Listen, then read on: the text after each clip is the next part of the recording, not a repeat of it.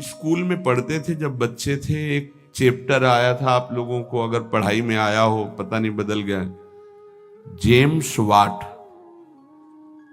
एक James Watt नाम का बालक, जिसको निकम्मा समझा जाता था घर में, वो एक दिन बैठा था, देखा कि एक बटलोई चढ़ी थी और उसके ऊपर ढक्कन रखा था, नीचे से भाप ऐसे करके ढक्कन को उठा देती।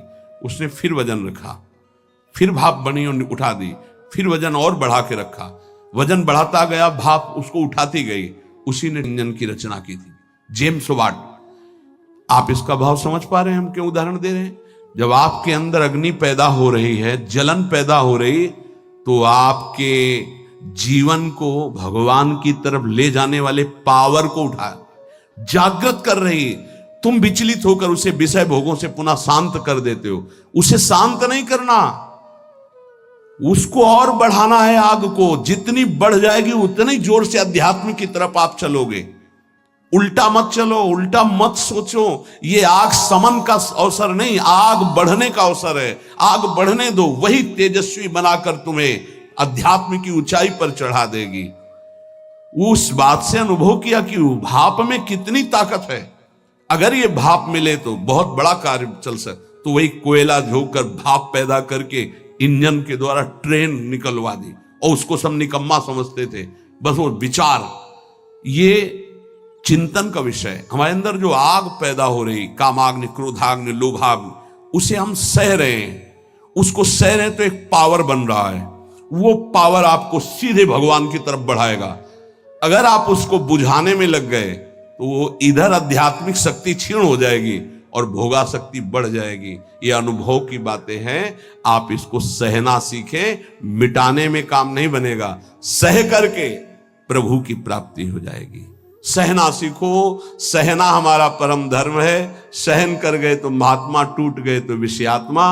और फिर हमें पता नहीं ये अवसर जो मिला है कब मिले। इसलिए सावधान, सत्संग को सुनो और उसका मनन करो, उसको जीवन में उतारो, तभी लाभ मिलेगा। नहीं रोज सत्संग हो रहा है और अगर आप सुनेंगे नहीं तो 1 घंटा 1.5 घंटा बैठ लिए, फिर वही मनमानी चिंतन, ठीक नहीं। ये 6 बातें जिसके जीवन में है, उसके अंदर भक्ति की निष्ठा जागृत हो जाती है और वो सिद्ध महापुरुष हो जाता है। फिर पहला, हर परिस्थिति में क्षमा। बहुत कठिन है, बहुत कठिन है। कोई अपराध पे अपराध करता जा रहा है, हम क्षमा पे क्षमा करते जा रहे हैं। बड़ा प्रभाव क्षमा का है। आप तो क्षमा कर रहे हो, उसका परिवर्तन शुरू हो जाएगा। क्षमा में इतना बड़ा बल है कि जो अपराध कर रहा है उसका परिवर्तन हो जाएगा। क्षमाशील ही परिवर्तन कर सकता है। क्रोध करने वाला या दंड देने वाला महान नहीं माना जाता, क्षमाशील महान माना जाता है। दूसरा, कभी भी किसी भी परिस्थिति में समय व्यर्थ न जाना, वस्तु, व्यक्ति, स्थान के संयोग में। तीसरा, कोई भी भोग सामग्री समीप फिरी पर नहीं भोगना प्रभु के। मेरे प्राप्ति के लिए मेरा भक्त सब सुखों का त्याग करता है, भगवान ने कहा। जो पवित्र भोग हैं उनको भी आवश्यकता के अनुसार ही, विधि भोग हैं जिनका निषेध नहीं किया गया, धर्म पूर्वक भोग सकते हैं, उनको भी आवश्यकता के अनुसार जितना कम से कम सेवन कर सके। चौथा, सम्मान को विश्वत, नीच पुरुषों द्वारा किए हुए अपमान को अमृत मानकर निराभिमानी रहना। पांचवा, निरंतर अपने गुरु प्रदत्त उपासना में आसक्त और इष्ट देव पे आसक्त, जो गुरुदेव ने बताए। छठवां, सदगुरुदेव की पूर्ण शरणागति, पूर्ण आश्रय, एकदम कोरा कागज बनकर वो जैसा जैसा कह रहे हैं वैसे चलने से भक्ति निष्ठा जागृत हो जाती। भक्ति निष्ठा जागृत होने पर वो सबसे अधम और छोटा अपने को समझने लगता है। अपने को इतना तुच्छ मान लेता है कि उसके भजन, सेवा, सद्गुण जितने हैं उनका उसके अंदर अभिमान ही नहीं आता। इसी कारण वो सिद्ध हो जाता है। थोड़ी सी साधना अभिमान उत्पन्न कर देती। क्यों? क्योंकि गुरु कृपा नहीं है। इसलिए जहां निराभिमानी होकर प्रभु से अपना संबंध जो था है, जो रहेगा, उसका बोध हुआ उसी समय उसे भगवान की प्रेम लीलाओं का अनुभव होने लगता है। कभी रोना नहीं आता किसी को। मेरे साथ प्रभु कितनी कृपा कर रहे हैं, कभी रोना नहीं आता। कैसा कपटी संसार है। गुरुदेव अपनी महिमा से उतर करके, नीचे उतर करके हमारे जैसे बनकर हमसे संभाषण करते हैं, हमें प्यार दुलार शासन करते हैं। कभी एकांत में किसी को गुरु के प्रति रोना आया? मोटे मोटे आंसू सामने गिरते देखते हैं अपनी वासना की पूर्ति के लिए, अपने मन की शांति के लिए, हमारे मन को सुख मिले, बस। कभी ये रोते कि अहो कृपालु करुणामय, आपका कैसा स्वभाव है, हे स्वामिनी आपका कैसा स्वभाव है? कभी ऐसा नहीं। विश्वामित्र जी भगवान के प्रति शिष्य भाव किया तो भगवान शिष्य बन गए। अगर थोड़ा भी विलंब पुष्प लाने में हुआ तो भगवान डर रहे थे कि गुरुदेव की संध्या पूजा में विघ्न न हो जाए, गुरुदेव की जो सेवा में थोड़ा भी समय लगा तो डर गए भगवान। शिष्य भाव, जैसा भगवान के प्रति भाव करोगे वैसा ही भगवान आपके सामने आ जाएंगे। अनंत ब्रह्मांड भगवान ने ही अपने आप से ही रचा है। कितना विलक्षण भजन का प्रभाव होता है कि अनंत ब्रह्मांडों का स्वामी आप जो भाव करोगे वैसा आ जाएगा बन के। अगर आप भगवान को भोग रूप में चाहेंगे तो भोग रूप में भी आ जाएंगे। ऐसा ही बड़े कृपालु हैं। जिस रूप में आप चाहेंगे भगवान आ जाएंगे। आप आज भी जो कामना करते हैं ना, मेरे भगवान ही आपकी पत्नी बने हुए हैं, पुत्र बने हुए हैं, आपका परिवार बने हुए, आप पहचान नहीं पा रहे हैं। जो हम कामना करते हैं ना कि आज ये, तो भगवान वही बनकर आ जाते हैं, वही पदार्थ बनकर आ जाते हैं, वही व्यक्ति बनकर आ जाते हैं, वही वस्तु बनकर आ जाते हैं। यद्यपि भगवान ही है, दूसरा कोई नहीं है। वही अपने आप को प्रकट किए हैं। उपनिषद में आता है एकाकी न रमते। खेलने की इच्छा हुई तो दूसरा कोई हो तो खेले, तो अपने आप को इतने रूपों में खेल में फैला दिया। एकाकी न रमते, भगवान ने अपने एकोहम बहुश्यामा, मैं ही बहुत रूपों में हो जाऊं, और वो अपने आप से अपने आप में खेल रहे हैं। 3 खेल हो रहे हैं यहां प्रगट में। एक हो रहा है सृष्टि का सृजन बराबर चल रहा है, सृजन भी बराबर चल रहा है, पालन भी बराबर चल रहा है, संहार भी बराबर चल रहा है। सृजन होता जाता है, पालन होता जाता है, संहार होता जाता है, सृजन होता जाता है, पालन होता, संहार, ये बराबर लीला चल रही है। किसका सृजन? अपने आप से अपने आप का सृजन। किसका पालन? अपने आप से अपने आप का पालन। और किसका संहार? अपने आप से अपने आप के ऊपर संहार लीला। किसी और की नहीं है, वही है।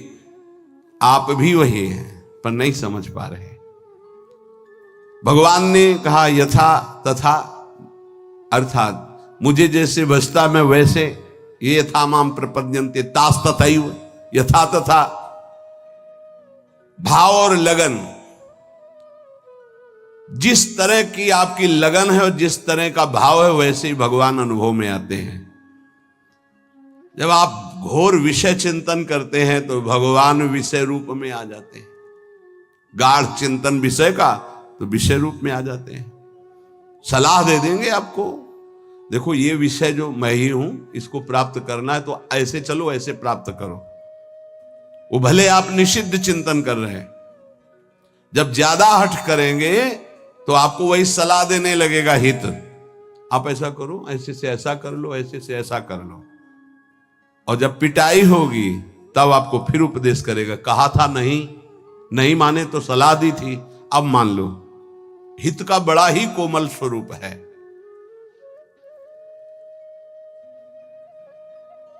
यदि आप भाव से लगन से प्रभु की तरफ चलें तो उधर से प्रभु चल पड़ते हैं। और आपकी चाल और प्रभु की चाल में बड़ा अंतर है। त्रिभुवन में सबसे तेज गति चलने वाला मन है, वायु से भी अत्यंत वेगवान मन है। जैसे वायु यहां से बंबई उसको जाने में कुछ समय लगेगा, लेकिन मन को अगर आप बंबई गए हैं, पहुंच गया। मन से भी वेगवान गरुड़ जी हैं, जो भगवान के वाहन हैं, वो मन से भी वेगवान है और गरुड़ से भी वेगवान भगवान की गति है। जब उपासक भाव और लगन से चलता है तो बहुत जल्दी भगवत प्राप्ति क्यों हो जाती है? बोले दरिया दूषण दास में नहीं राम में दोष। भगवत प्राप्ति में दोष आपका है जो आप देरी कर रहे हैं, भगवान की तरफ से नहीं। जन चाले इक पावणो हरि चाले 100 कोश। एक कदम भक्त भगवान की तरफ चले तो 100 कोस भगवान भक्त की तरफ चल देते हैं। 100 कोस उनका वेग है ऐसा, वो अपने कदम से एक कदम तो ब्रह्मांड पार कर दिए। आपका भाव और लगन, भाव में तो विषय भरा है, लगन लगी भोगों की तो बार बार वही आ रहे हैं भोग रूप में, दूसरा कोई नहीं। पर जब भोग रूप से आप विषयों का सेवन करते हैं तो फिर नरक रूप से भगवान मिलते हैं, रोग रूप से भगवान मिलते हैं, दंड रूप से, जलन रूप से भगवान मिलते हैं। भगवान का कौन सा रूप आपको पसंद है? आनंद तो छोड़ो इसे, आनंद सिंधु प्रभु के रूप का ध्यान करो, उनका नाम जप करो। भगवत प्राप्ति में कोई बाधा नहीं डालता, साधक स्वयं बाधा को स्वीकार करता है। क्योंकि भगवत प्राप्ति के लिए जो तुम्हें समझ दी गई है उसका प्रयोग नहीं कर रहे। भोग सामग्री देखी, समझ कह रही कि नहीं इससे बहुत विलंब हो जाएगा, भगवत प्राप्ति नहीं होगी, आप ये अनसुनी कर दिए, उसे भोग लिए। किसकी गलती रही? आपकी। आपने अपनी समझ का आदर न करके और भोगाकर्षण का आदर कर लिया। अपने समय को, अपने जीवनी शक्ति को, अपने समझ को भगवत प्राप्ति के योग में लगाना चाहिए। आप भगवत प्राप्ति के वियोग में लगा रहे हैं, दूरी बनाने में लगा रहे हैं। चलना इधर है, चल इधर रहे, इसमें कमी आपकी है। सामर्थ्य जितनी है अगर उतना कदम बढ़ा दो तो तुम्हें खुद अनुभव होने लगेगा भगवान कितनी वेग से आपकी तरफ आ रहे हैं। पूरा समय, पूरी सामग्री, पूरी सामर्थ्य भगवत प्राप्ति के लिए मिली है आपको। पूरा समय, पूरी सामग्री, पूरी सामर्थ्य भोग प्राप्ति में लगा रहे हैं आप। देख लीजिए, कारण समझ सामग्री समय का दुरुपयोग कर रहे हैं क्योंकि तुम्हारे अंदर लगन नहीं, अगन नहीं भगवत प्राप्ति की। भक्ति किसी साधन विशेष से नहीं प्राप्त होती, कर्मों से नहीं प्राप्त होती, भगवान की पूर्ण शरणागति से होती है। कई बार इनकी चर्चा हुई, पूर्णता कैसे होती है? हे हृदय से प्रभु की शरण। यदि परमार्थ में उतरे हो तो चैन नहीं है। यहां दरस बिन दुखन लागे नैन, जब से तुम बिछुरे प्यारे कबो न पायो चैन। बेचैनी बढ़नी चाहिए। जब बेचैनी बढ़ती साधक में कृपा से तो वो समझता है परेशानी बढ़ रही है और उसको मिटाने के लिए भोगों में उतर जाता, खत्म। अरे वही बेचैनी तो विरह बनती है, तुम समझते कहां हो? जब आपके अंदर जलन होती, बेचैनी होती, घबराहट होती है तो वही जाकर विरह बनती है। हा प्राणनाथ, अब जिया नहीं जा रहा आपके बिना, वही भगवत साक्षात्कार कराती है। आप समझ नहीं पा रहे, आपको लग रहा है मेरे साधन में कमी हो गई जो बेचैनी बढ़ रही। यही साधन की परिपक्व अवस्था है जो बेचैनी बढ़ रही। प्यारे समझिए, आपका हृदय तो जलता है, आप में जो अशांति सी महसूस हो रही है, अभाव सा महसूस हो रहा है, ये कृपा हुई है आपके अंदर। यही अभाव आपके अंदर ऐसा भाव पैदा करेगा कि आप चिल्ला चिल्ला कर रोने लगेंगे, प्रियाजू अब रहा नहीं जा रहा, सहा नहीं जा रहा, अब आ जाइए। बन गई बात। जहां आपके अंदर ऐसा भाव आया, बेचैनी बढ़ी, तो आप उसको चैन प्राप्त करने के लिए भोगों का चयन कर लेते हैं। बस गई वो। बोले अब थोड़ा। कल किसी ने कहा था कि आपके कथनानुसार मैं जब चलता हूं तो भारी घबराहट पैदा हो जाती है, और जब हम आपकी हर बात छोड़ देते हैं तो एक तसल्ली से मिलती है और शांति मिल जाती है। क्या शांति मिल जाती? मन। अब विषय भोगने को मिलेगा, अब स्वतंत्रता मिल गई। अब और जहां अनुशासन में वो जलता है कि मेरी हर वासना की आपूर्ति हो जाएगी, आप समझ नहीं पा रहे। वो जो आपके अंदर बेचैनी, वो भगवत प्राप्ति के लिए योग्यता पैदा कर रही है आपके अंदर, पर आपको वो नहीं चाहिए, इसलिए विषय सेवन में शांति लगती। त्यागात शांति मिलता, वो कहला विषय भोगों में शांति मिल जाती है। यही बुद्धि की बात है, बहुत खराब बुद्धि हो चुकी। दास्य, सख्य, वात्सल्य, माधुर्य, ये जितने भाव है पहले इनके शरणागति पुष्ट होनी चाहिए। भगवान सब कुछ आपको दे देंगे, पर पहले शरणागति पुष्ट होनी चाहिए। अगर आपने अपने आप को श्री भगवान को दे दिया तो श्री भगवान अपने आप को आपको दे देंगे। सौदा बहुत सस्ता है। हमने अपने आप को तो भोगों में दे रखा है। अगर हम अपने आप को श्री भगवान को दे दे, श्री भगवान हमें अपने आप को दे दे, कितना सौदा सस्ता है। अगर शरणागति पक्की हो गई तो भगवान त्रुटियों की तरफ नहीं देखते। राहत न प्रभु चित चूक किए की, करत सुरत 100 बार ही की। प्रभु उसके हृदय की बात देखते कि मेरा शरणागत हो गया, सैकड़ों त्रुटि हो जाए तो भी ध्यान नहीं देते। कितनी कृपा है। जैसे पीछे आपने सुना था कि भगवान कह रहे हैं मेरे जन्म कर्म को दिव्य मानने वाला पुनर्जन्म को प्राप्त नहीं होता। ऐसे ही मैं प्रभु का हूं, प्रभु मेरे, उसका पुनर्जन्म नहीं होगा। शरणागति का शुद्ध स्वरूप। हमारे माई श्यामाजू को राज, मेरी श्यामाजू मैं श्यामाजू का, ये सूत्र समझ लो।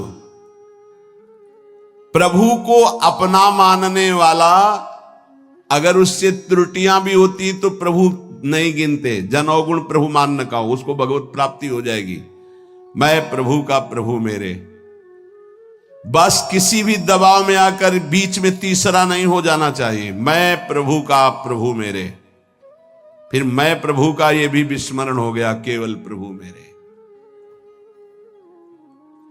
चाहे समझ में आए या ना आवे, इतना समझ लो, संसार का कोई भी संबंध, कोई भी शरीर, कोई भी वस्तु स्थायी नहीं है, कोई भी पद। लेकिन ये बात सदा तुम्हारे अंदर स्थायी बनी रहेगी, मैं प्रभु का, प्रभु मेरे। अगर आ गई है, शरीर छूटा किसी भयानक अपराध से, अगर फिर जन्म हुआ तो ये बना रहेगा, मैं प्रभु का, प्रभु मेरे। और ये आपको परम पद प्राप्ति करा देगा। अवश्य अवश्य भगवत प्राप्ति हो जाएगी। तो अगर भगवान से कोई दुश्मनी कर ले तो उसे भगवत प्राप्ति हो जाएगी। द्वेष कर ले तो भगवत प्राप्ति हो जाएगी, क्योंकि प्रभु से ही तो जुड़ा है वो। भगवान को गाली दे, अपमान करे, नास्तिकता, बिल्कुल भगवान से बैर माने, उसे भगवत प्राप्ति हो जाएगी। यहां की जैसा कहा कि जैसे भक्त भजता है मैं वैसे भजता हूं, तो वो वैर से भजेगा तो वैर से ही सही, पर भगवत प्राप्ति तो हो जाएगी ना। बोले नहीं, भगवान ने एक शब्द कहा है, ये यथा माम प्रपद्यन्ते। प्रपद्यन्ते माने शरणागति। शरण में, मेरी शरण में होकर जैसा भाव करता मैं वैसा अनुभव कराता हूं। तो वो जो भगवान की निंदा करता भगवान की शरण में थोड़ी है, उसको तो नरक की प्राप्ति होगी। बोले शिशुपाल ने भी तो निंदा की थी, तो रात दिन भगवदाकार वृत्ति रहती थी उसकी। उसे उठते बैठते चलते फिरते कृष्ण ही नजर आते थे। कंस ने भी तो द्वेष किया, तो उसको दाल में जीरा भी कृष्ण ही नजर आते थे। जिधर दृष्टि डालता कृष्णाकार वृत्ति थी उसकी। ये छोटे मोटे बैर वालों को यमराज ठीक कर देते हैं, उनको भगवान को नहीं अवतार लेना पड़ता। ये जैसे ना कि भगवान की निंदा कर रहे हैं, भगवान की अवहेलना कर रहे हैं, नास्तिकता कर रहे हैं, इनके लिए शासन विभाग है यमराज, वो अच्छी धुलाई करके। देखो यहां चाहे जितना आप अपने को बलवान समझें, कंबल डाल के कुटाई होती जेल में। एक हमें मिले थे जेल में, तो उन्होंने कहा था कि वो जो पुराने कैदी हो जाते हैं वो वहां के शासक की तरह हो जाते हैं। तो जैसे कोई ज्यादा उद्दंडता करता है ना, तो फिर कंबल उड़ा के और फिर उनकी पिटाई होती है। तो यहाँ तो कंबल उड़ा के होती, वहां तो बहुत ही दुर्दशा होती, क्योंकि इस शरीर का तो वहां महत्व है नहीं पंच भौतिक। वहां एक नया शरीर मिलता है जिसका नाम यातना देह, वो मरता नहीं है, उसमें केवल दंड भोगना होता है। तो कह रहे हैं ऐसे लोगों के लिए तो यमराज ही काफी हैं। ये तो उनके लिए जिनकी हर समय कृष्णाकार वृत्ति में द्वेष हुआ है। जो भगवान का आश्रय अंदर से लेकर के भगवद आचरण करता है, वो भगवान का भक्त होता है। और भगवान प्राणी मात्र के परम सुहृद हैं। जो भगवान से वैर द्वेष रखा, उन्होंने केवल भगवान से ही रखा। शिशुपाल ने कभी और किसी को गालियां नहीं दी, केवल भगवान को दी। और गालियां भी कैसी देता था, कोई गंदी बात थोड़ी कहता था। ये कृष्ण ये ऐसा क्यों बोल रहा है? क्योंकि भगवान ने इसे आदेश किया है कि हमसे द्वेष करो। कौन है ये? जय विजय हैं, 3 जन्म के लिए सनकादिक। तो रावण, कुंभकर्ण, शिशुपाल, दंतवक्, हिरण्यकश्यप, हिरणाक्ष, ये भगवत पार्षद है। भगवान के सिवा इनके चित्त में कुछ है ही नहीं। अब भगवान ने आदेश किया हमसे द्वेष की लीला करो, तो अंतिम समय तक कहां राम रन हतोपचारी वो बोल के पधारे, और ये अंतिम समय तक सभा में बसे। ये कृष्ण, ये ग्वाला। भगवान सबको कहते चुप रहो, बोलने दो, बोलने दो, बोलने दो। जब पूरा समय आ गया तो सुदर्शन चक्र से मुक्त कर दिया। हिरण्यकश्यप किसी के भी समझाने से नहीं, भगवान से वैर। ये भगवत पार्षद हैं। अगर अपने लोग सोचे तो इतनी क्षमता हमारे वैर में नहीं है कि हम भगवान में तन्मय हो जाए। उसके ठीक करने के लिए बहुत से शासक है। ये शनि, राहु, केतु, मंगल ग्रह, नक्षत्र, ये सब जानते हो, शासन विभाग है। और क्या, जैसे अलग अलग कंपनियां नहीं है, ये अमुक कंपनी है भारत की रक्षा वाली, ये अमुक कंपनी है, अमुक, और एजेंसियां अलग अलग नहीं। जैसे ऐसे एजेंसी समझो, नवग्रह की अलग एजेंसी अलग अलग है। मार तुम्हारी सब सुख सुविधाओं को भस्म कर देंगे। जीवन तुम्हारा क्लेश और अशांतिमय हो जाएगा। वैर द्वेष भगवान का तो कभी कुछ बिगाड़ नहीं सकेगा, तुम्हारा सर्वनाश कर देगा। ये रावण, कुंभकर्ण, शिशुपाल, दंतवक्, हिरण्यकश्यप, हिरणाक्ष, ये कोई साधारण नहीं, भगवान के पार्षद हैं। इनकी नकल नहीं कर सकता कोई कि हम भगवान से वैर करके परम पद प्राप्त कर लेंगे। भगवान की सुहृदता, शरणागति से रसास्वादन जो होता है वो और किसी भाव से नहीं होता। पर अगर कोई कर ले, कामाद द्वेषाद भयात स्नेहाद यथा भक्तेश्वरे मनः आवेश तदघम हित्वा बहवस तदगतिम गताहा। काम से भगवान का चिंतन करना, कितने सुंदर भगवान है। कभी ऐसा होगा इनकी अजान बाहु हमें अपने गले लगाएंगे। कितनी सुंदर कपोल है, कितनी सुंदर इनकी अलकावली, कितने सुंदर नेत्र हैं। ये इतने सुंदर हैं कि दंडकारण्य के अस्थिमात्र हो रहे शरीरा जो ऋषि थे, उनके हृदय में भी श्रृंगार रस जग गया।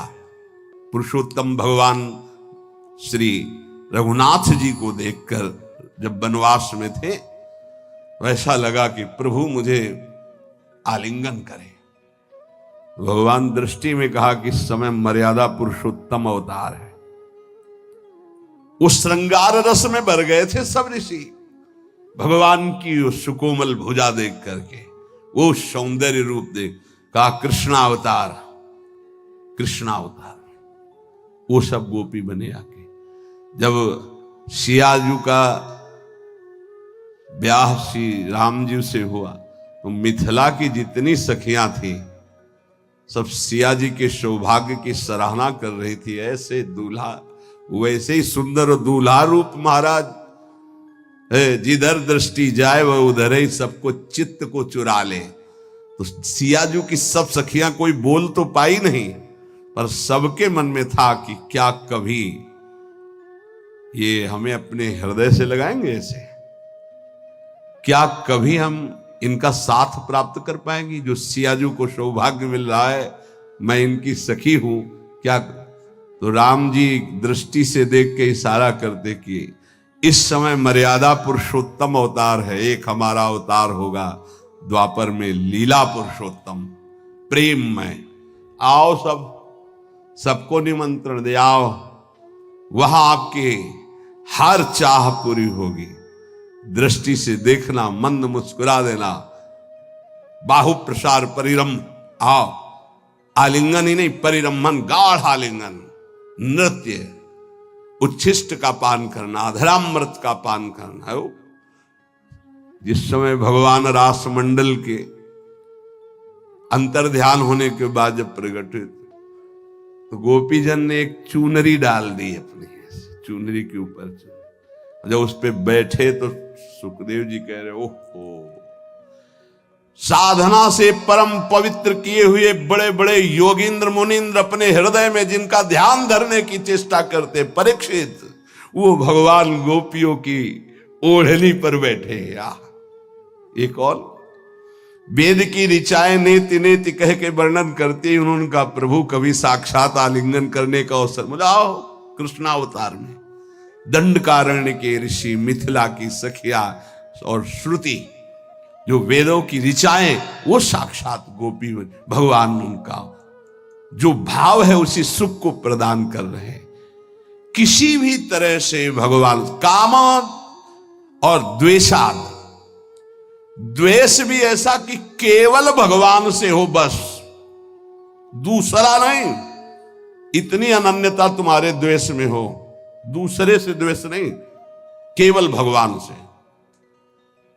कामात द्वेषात भयात, भयभीत होकर के भगवान का चिंतन होना, स्नेहाद प्रेम से, सौहार्द से, किसी भी तरह से यदि भगवान में मन लग जाए, काम से, द्वेष से, भय से, स्नेह से, किसी भी संबंध से, तो कह रहे हैं वो सारे पाप नष्ट करके वो चिंतन भगवत प्राप्ति करा देता है।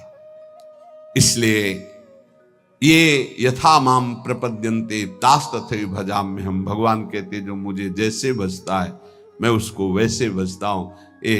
तुम्हारे द्वेष में इतनी ताकत नहीं कि आकाश से द्वेष करके कुछ प्यार कर लो। प्रेम करने का अवसर आया है, भगवान के नाम से, रूप से, लीला से, धाम से परम मंगल हो जाए। एक बार हृदय में फिर बैठा लो। तुम्हारी पांचों ज्ञानेंद्रियां और मन तुम्हारी दुर्गति करते आए हैं, यही तुमको आगे बढ़ने में इस समय जो आपको भगवत मार्ग मिला है बाधा पहुंचाएंगे। इनकी मांग को मत मानो। जबान कहती अच्छा अच्छा पाऊं, ये जबान कह रही रसेंद्री की बात है प्यारे, तुम्हारी मांग नहीं, तुम समझ नहीं पा रहे। इंद्रियों की विलासता तुम्हें नारकी गतियों में पहुंचा देगी। क्या क्या पूरा करोगे, कब कब पूरा करोगे। देवहूति जी आदि सम्राट महाराज मन की पुत्री है। जब करदम जी से ब्याह हो गया, चले गए मन शत्रुपा जी, वो तो अपनी साधना में, सेवा में लगी रही। कई वर्ष तक कोई चेष्टा नहीं। आंख खुली, एक दिन देखा तो झुर्रियां पड़ रही हैं, शरीर सूख गया। कहां राजकुमारी और कहां एक ऐसे महान तप संपन्न ऋषि की सेवा पति रूप से। क्या चाहती हो तुम, बहुत कृश हो गई हो, क्या चाहते हो। अब भगवान गृहस्थ में तो पाणी ग्रहण जैसा भाव हो गया, लेकिन गृहस्थ धर्म की पूर्ति तो हुई नहीं। अच्छा, तो इस सरोवर में स्नान करके आओ। जे ही सरोवर में डुबकी लगाई, ऐसा सुंदर रूप स्वस्थ प्रकाशित हुआ। संकल्प किया, कितने खंड का विमान तैयार हो गया। देवराज इंद्र के पास भी वो विमान नहीं। ऐसा आकाशचारी देव गंधर्वों को भी मोहित कर ले, ऐसा विमान और सब विश्व ब्रह्मांड की भोग सामग्री 9 रूपों में अपने आप को विभाजित किया। क्या क्या बाद में देहूति जी के वचन भगवान कपिल देव जी से थे कि बेटा अब मुझे बचा लो, उद्धार कर दो, तुम पुत्र रूप में आए हो, प्रभु हो मैं जानती हूं। ऊब गई इन दुष्ट इंद्रियों से। महायोगी करदम जी 9 रूपों से अपने को विभाजित करके ऐसे विमान पर आकाशचारी देव गंधर्वों को भी मोहित करने वाले विलासिता भोग से संपन्न, न जाने कितना वैभव सुख सब। तब देहूति जी ने कहा मैं ऊब गई इन दुष्ट इंद्रियों से, कभी ये तृप्त नहीं होंगी, भगवान कैसे विश्राम मिले। तब उपदेश किया भक्ति योग का, सांख्य योग का, अष्टांग योग का, कैसे परम पद प्राप्त होता है। तो वो बात मान लो। ऐसे ऐसे महान भोगों को भोगने वाले भी आखिरकार हार गए। जब शौभरी जी ने देखा मछली की क्रीड़ा और काम जागृत हुआ, 50 ब्याह मानधाता की पुत्रियों से किए। मानधाता ने विचार किया कि ये ऋषि क्या सुख दे पाएंगे हमारी राजकुमारियों को। तब कहा कल आना और यमुना किनारे देखना करके, तुम्हारा स्वागत करने के लिए कुछ हमारे जन भी होंगे। सोचा पता नहीं फूस की झोपड़ी बनाई होगी। आकर के ऐसे नगर की रचना की संकल्प से कि देवराजेंद्र के पास अमरावती में भी ना वो महल था, ना वो शोभा थी, ना वो संपत्ति थी। तप के द्वारा ऐसा नगर रच दिया। स्वागत हुआ महाराज मानधाता का। आश्चर्यचकित थे कि मैं सम्राट हूं, मेरे पास तो ऐसा कुछ नहीं जो एक इस योगी के पास है। 50 राजकुमारियों से गृहस्थ धर्म का बड़ा वैभव। फिर एक दिन एकांत में बैठे, हाय हाय मच गया, क्यों मैं कहां था, कहां आ गया, अपने तप का क्या प्रयोग कर डाला। तब वो एक श्लोक गायन किए थे जिसका प्राय हम चर्चा करते रहे। संगम त्यजेत मिथुन व्रतिनाम मुमुक्षु सर्वात्मना न विसजेत बहिरिंद्रियाणि। इंद्रियों को इतना दुलार मत करो, नहीं तो नष्ट कर देंगे, ऐसा नष्ट कर देंगे पूछो मत। बहुत दुर्दशा होती है इन इंद्रियों की। छोटे छोटे बच्चों को त्याग करके, उनकी हत्या करके, फिर अपनी इंद्रियों की विलासता में उतर करके बढ़ना, ये सब क्या हो रहा है। इंद्रियां कितनी निकृष्ट होती चली जा रही हो। हम साधक हो के, भगवत मार्ग के पथिक हो के, जान करके अगर इंद्रियों को दुलार करेंगे तो प्यारे कोई नहीं बचा पाएगा। ये माया रौंद देगी। इसलिए प्रार्थना है जितने से भगवत भजन न छूटे उतना तो दुलार करो। इतना दुलार ना करो कि प्रभु को भूल जाओ, माया तुम्हें अपने सीमा में ले ले। बहुत बहुत जन्मों के बाद हमको ये अवसर मिला, चूको मत। मान लो अभी प्रार्थना करते हैं, अभी डांट लगा देते हैं, आगे चलकर तुम्हें कोई डांट लगाने वाला नहीं मिलेगा, प्रार्थना करने वाला नहीं मिलेगा। एक शब्द याद कर लो, जो मिलेगा वो शोषण करने वाला मिलेगा। मां जैसा दुलार, पिता जैसा शासन हमारे भगवान स्वयं प्रकट होकर करते हैं। वो हमारे गुरुदेव होते हैं। अनंत माताओं का प्यार, अनंत पिताओं का शासन वही कर। अगर अब ना उद्धार हुआ, अब ना कल्याण हुआ, तो भगवान जाने किस युग में ये अवसर आएगा। छोड़ दो ये बातें। 5 ज्ञानेंद्रियों की मांग को अपनी मत मानो। नाम जप करो, जैसे बने वैसे। अग्नि जो अंदर जल रही उसको सह जाओ, यही तुम्हारे लिए आगे उत्थान का कार्य। आप समझ नहीं पा रहे। हर समय नाम जप करो, हर समय अपने इष्ट की प्राप्ति की लगन रखो। मुझे प्रिया प्रीतम चाहिए। हम कह रहे मांग रहा है मन विषय, लेकिन आप झूठे से शुरू करो, मुझे प्रिया प्रीतम चाहिए। ए मन, मुझे प्रिया प्रीतम चाहिए। अभी आनंद का अनुभव होने लगेगा। यही मांग सच्ची हो जाएगी। झूठा खेले साचा हो। श्री राधा वल्लभ लाल की।